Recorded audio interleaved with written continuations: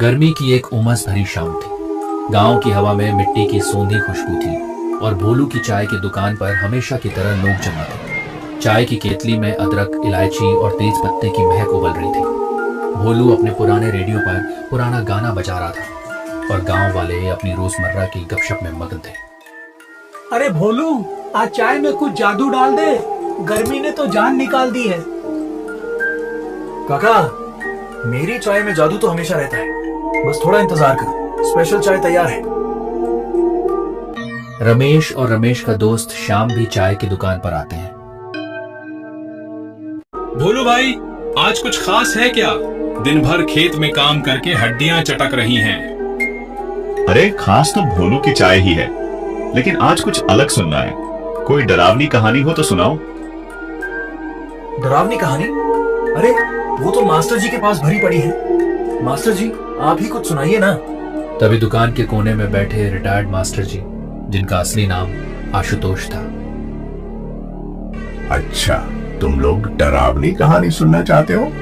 ठीक है, लेकिन ये कहानी सुनकर रात को घर जाते वक्त पीछे मुड़कर नहीं देखोगे। अरे मास्टर जी, अब तो डराने की कोशिश मत करो, जल्दी सुनाओ, क्या हुआ था?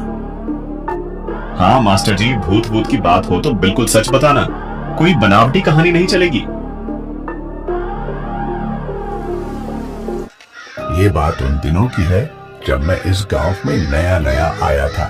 मैं तब जवान था और गांव के बाहर जो पुरानी जमींदार की हवेली है, उसके बारे में तरह तरह की अफवाहें सुनी थी। तो कहते थे कि वो हवेली शापित है, रात को वहां कोई नहीं जाता।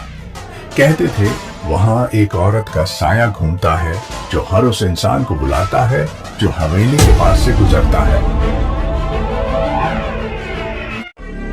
अरे मास्टर जी, ये तो हर गांव में ऐसी कहानियां होती हैं। फिर क्या हुआ?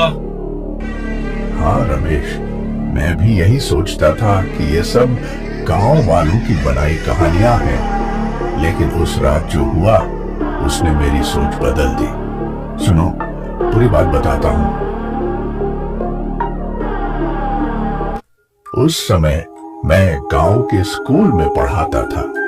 मेरा दोस्त था गोविंद। वो गांव का ही था, लेकिन थोड़ा साहसी। उससे भूत प्रेत की बातों पर हंसी आती थी। पर हम दोनों गांव के मेले से देर रात लौट रहे थे।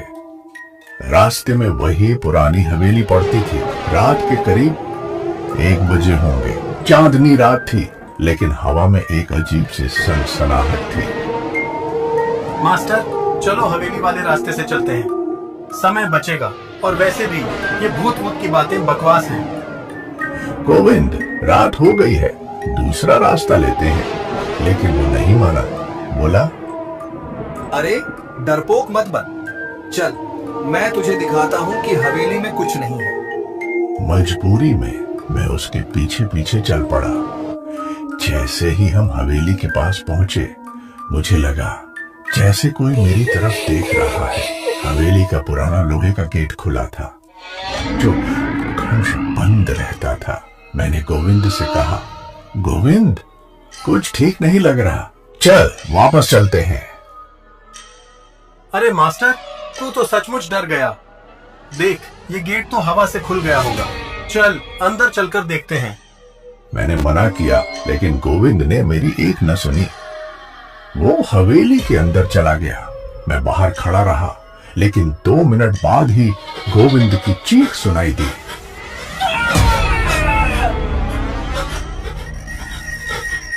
अरे मास्टर जी, चीख, फिर क्या हुआ? मैं डर गया। मेरे पैर कांप रहे थे, लेकिन गोविंद मेरा दोस्त था। मैं हवेली के अंदर दौड़ा। हाँ, अंदर अंधेरा था, बस चांद की रोशनी से कुछ कुछ दिख रहा था। मैंने गोविंद को आवाज दी, गोविंद, कहाँ है तू? लेकिन कोई जवाब नहीं आया। तभी मुझे एक औरत की हंसी सुनाई दी। वो हंसी इतनी ठंडी थी कि मेरी रीढ़ में सिहरन दौड़ गई। मैंने इधर उधर देखा तो हवेली की सीढ़ियों पर एक औरत खड़ी थी। सफेद साड़ी और चेहरा ढका हुआ था।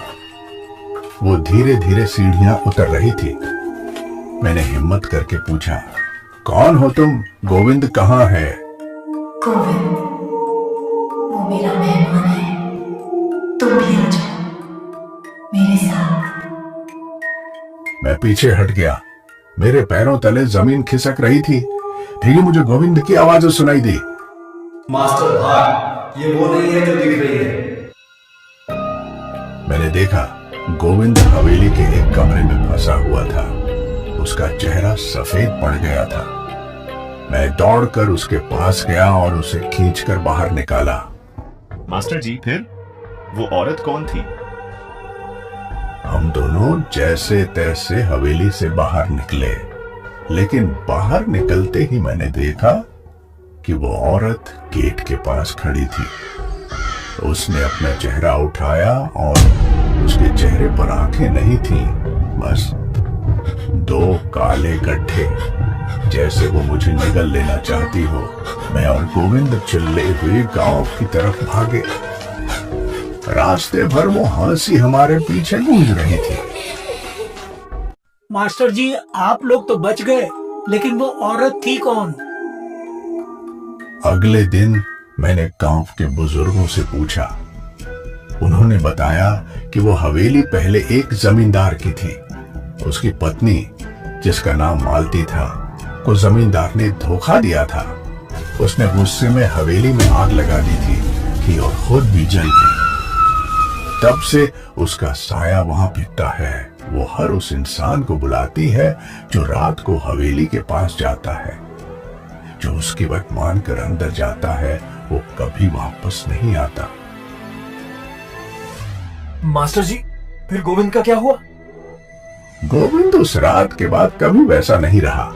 वो कहता था कि उसे हर रात वही हंसी सुनाई देती है। कुछ महीनों बाद वो गांव छोड़कर चला गया।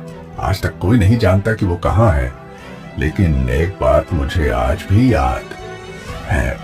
उस रात जब हम भाग रहे थे, मैंने पीछे मुड़कर देखा था। हवेली की खिड़की पर वही साया खड़ा था और वो मुझे देखकर मुस्कुरा रहा था।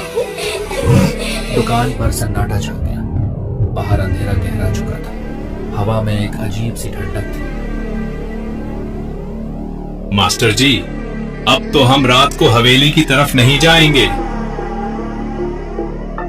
हाँ, और भोलू, जल्दी चाय दे, घर जल्दी जाना है, कहीं वो साया यहाँ ना आ जाए। अरे डरो मत, मेरी चाय पी लो, साया भाग जाएगा। मास्टर जी, एक बात बताओ, आपने फिर कभी उस हवेली की तरफ रुख किया? हाँ, एक बार कई साल बाद मैंने हिम्मत करके हवेली के पास गया, लेकिन उस बार कुछ नहीं हुआ।